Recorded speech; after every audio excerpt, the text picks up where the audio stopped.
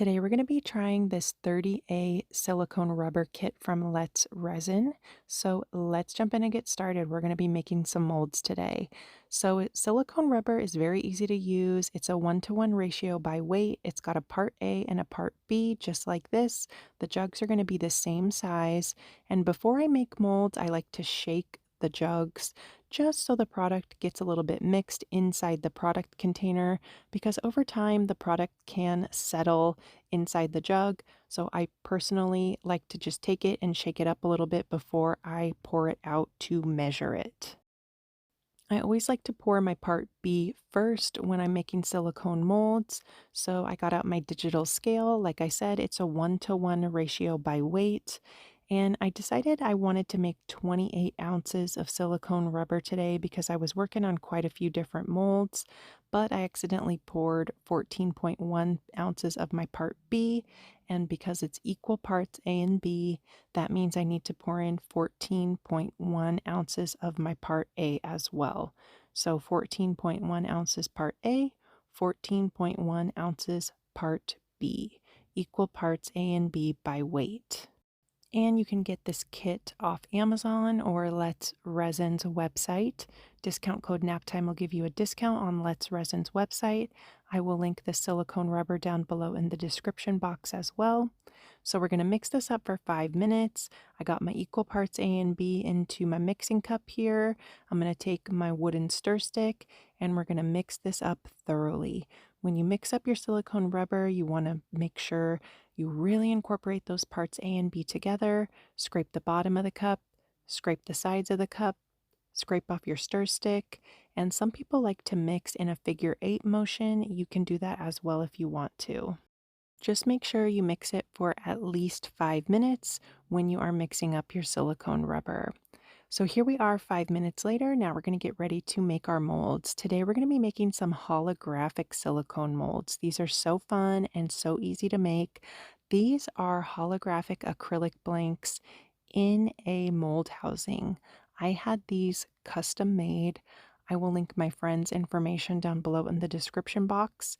She can make you any design that you want. All you have to do is message her and she can give you a cost or an estimate on how much it would cost to make a custom holographic acrylic blank with a mold housing.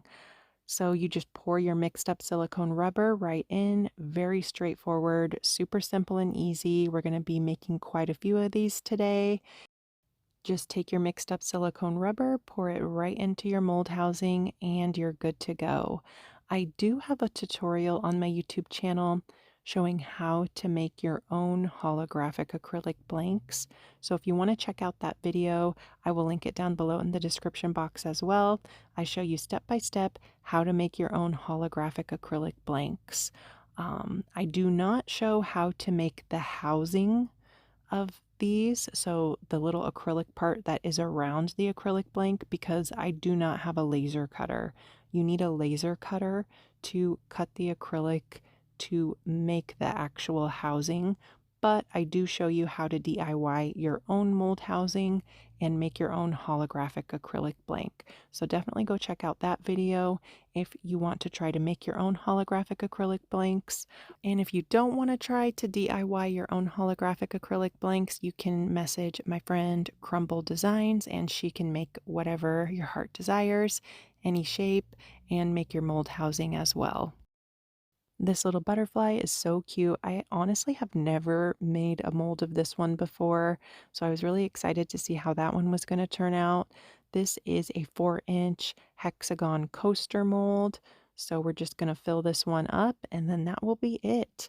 All you have to do is just set it down, let it cure overnight, and you want to make sure your workspace is level as well. Always make sure your workspace is level when you're making molds and working with resin.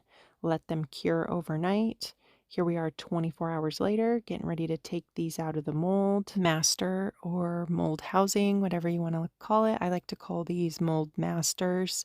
And take your time. You don't want to kind of be rough with these. The holographic is very delicate. So if you were to grab it from the inside where the holographic is, you could smudge it and that will basically ruin your mold. So just take your time when you're taking these out of the mold. Sometimes, there can be spots where you kind of have to pull a little bit harder, but just take your time and eventually they pop right out of your mold master. I absolutely love this dolphin one. This one's probably my favorite. What I like to do with these is I'll pour clear resin into the mold, and then I'll take my little drill a hole in my finished resin creation, attach an eye screw, and then turn these into sun catchers. If you haven't seen those videos, definitely go check them out on my YouTube channel, Naptime Creations. I have a lot of different videos showing how I finish my resin creations that I make in these holographic silicone molds.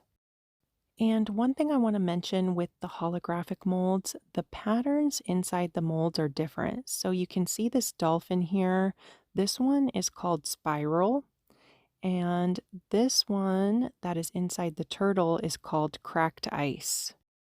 So the actual holographic part does come in different patterns. So keep that in mind if you do make your own holographic silicone molds or if you want to have one custom made like I did. My two favorite holographic patterns are the cracked ice, which is this one here, and the spiral. Those ones I feel like turn out the most vibrant. So I would recommend those two patterns if you decide to make your own mold or have one custom made. So the spiral pattern or cracked ice. And you can really see that spiral pattern here on the heart. Sadly, my mold master is damaged. So you can see kind of on the left side there, there's like a scratch. If your mold master gets damaged, every single mold you make in that mold mass from the mold master is going to be damaged as well.